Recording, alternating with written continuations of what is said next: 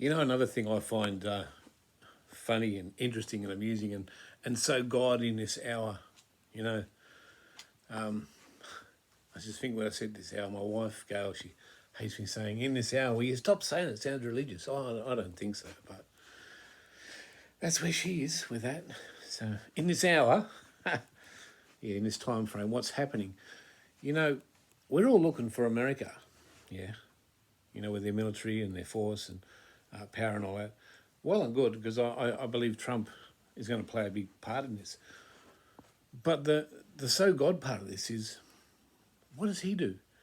He usually uses the things, the foolish things of the world to confound the wisdom of the wise.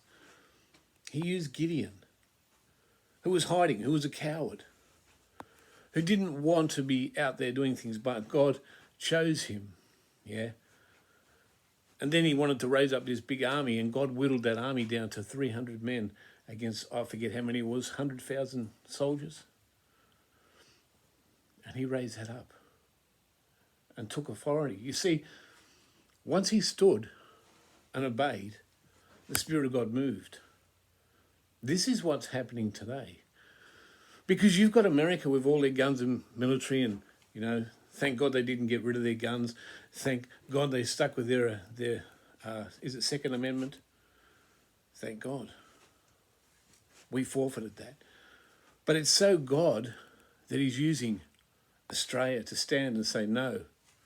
It's so God that he's using Canada, the same deal, to say no. It's so God that now New Zealand has surrendered their parliament. You see, I believe this is a prophetic statement, just like in Joshua, when they walked around that place 7 times and the walls fell down. I believe we're in a prophetic statement again where these walls are coming down.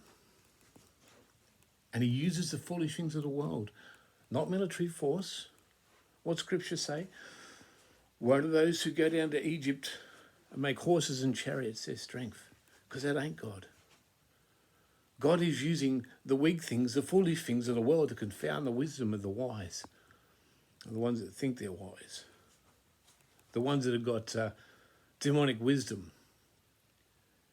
That's so God. Because what is happening right now, we're seeing a move of a great awakening of people called, they can't help but go to Canberra, to go to Ottawa, to go to New Zealand, Auckland Parliament. They can't help that because it's called, it's on the inside of them. The Spirit of God is calling people all across the globe to stand.